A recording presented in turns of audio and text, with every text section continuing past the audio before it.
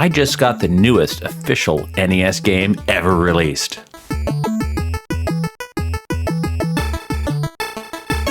8-bit joystick. Retrobit just released the last NES game ever.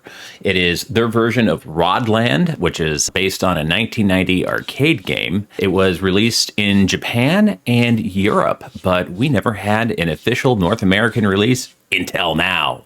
Now, on to the game. All right, let's play some Rodland.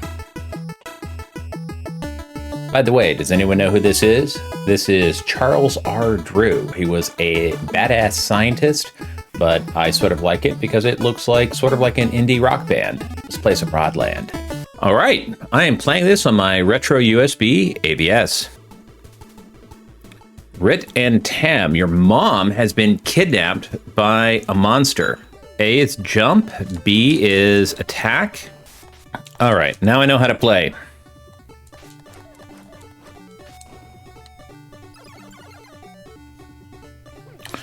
So I also like the fact that the characters are roughly one sprite, a little bit more than one sprite.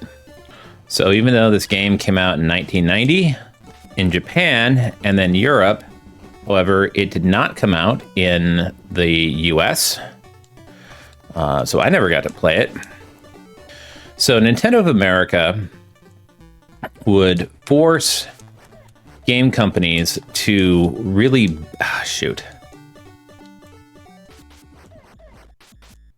Okay, they're like multiplying, so I need to like move fast to try and take them out. Here we go. I didn't know that they turned into monsters.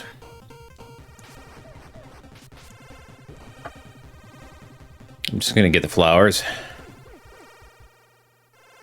And looks like it doesn't go to the bonus round if you have the initial timer expire. Let's see, come on. Nice. So like I'm saying, this game is deliberately retro, but what made it archaic back in the day makes it fun, as with a lot of old school Famicom games. So Jellicoe is probably like, yeah, in 1990, this is deliberately old school and a bit of a throwback, and they're getting almost have to bet the entire company on the release of a new game, because basically a lot of times in Japan, the game publishers could manufacture their own cartridges.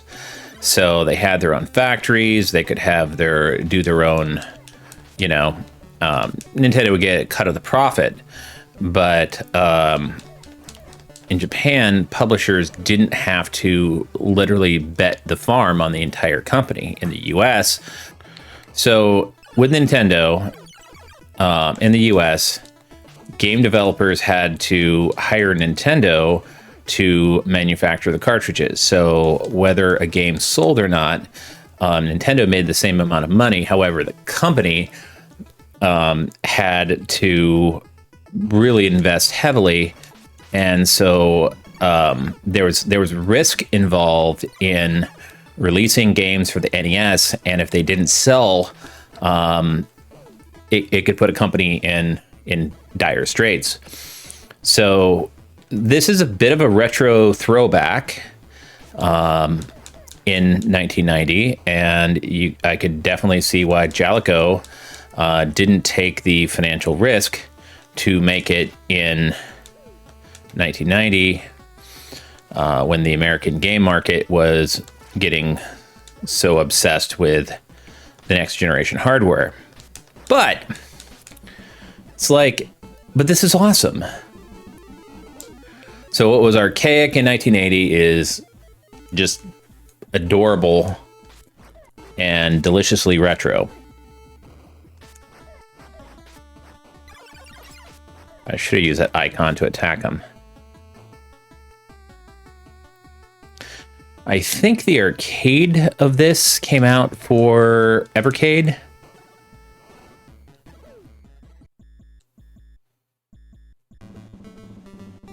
All right, the Alligator boss.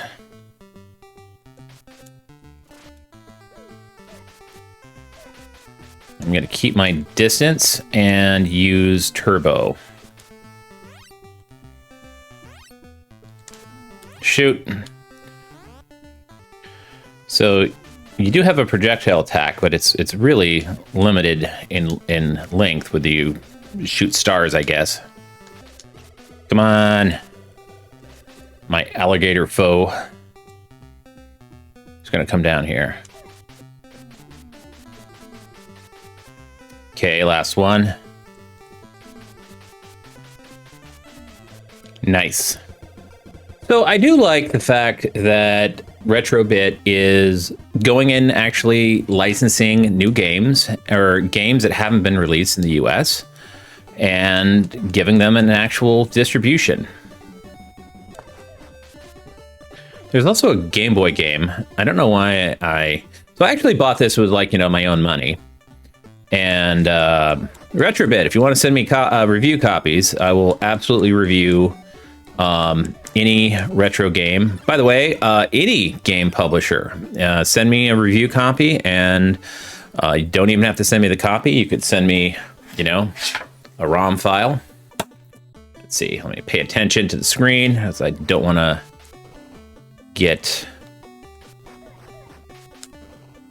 blown up or captured by the worms. Shai Hulud. It's a Dune joke. Hassan Al Ghalib. Trying to make another Dune joke. Come on, 7 seconds. Okay. Okay, those bees are a little brutal because they shoot projectiles and kill you either by the projectiles or by running into you. Come on. Bee. Ah! I think I'm gonna try and get all the flowers. What is that, like a donut? Extra game. Come on. I'm assuming that's a blood drop, which is appropriate considering who I'm wearing on my shirt, Mr. Charles R. Drew. So the music has a definitely chiptune aspect to it.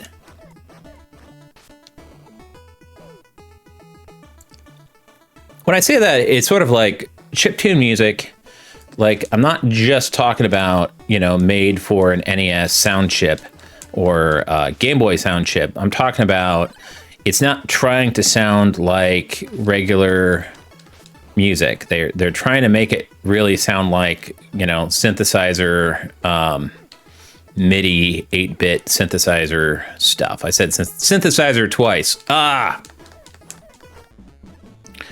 The scatter shots are pretty deadly. But then again, so is your regular attack. Let's see, there's the slug, and I guess that's like a red squirrel. Nice. Didn't have to get the... What? There's a water shooting level? Nice. What's that? You want some turbo fire?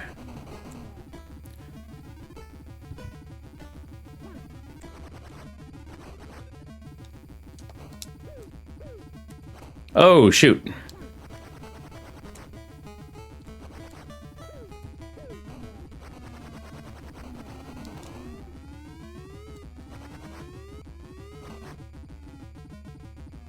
So this is the farthest I've played in this game. Even though there was a European release, I bought this, pre-ordered it, and didn't really want to play it because I wanted to go into this, you know, fresh. Oh, enter the tower. What is that? Stone bunnies? Oh, man. Game over. Anyway, that was some Rodland by Jellicoe, the Retrobit release. So if you like videos like this, make sure that you subscribe. It would really help out and help me reach 3,000 subscribers. Make sure that you leave a like to let YouTube know that you like videos like this. By the way, I got a new exciting video coming out Monday, so make sure you check out Monday. I can't tell you about it, but boy, it's gonna be something. This is 8-Bit Joystick. Stay awesome. Play retro.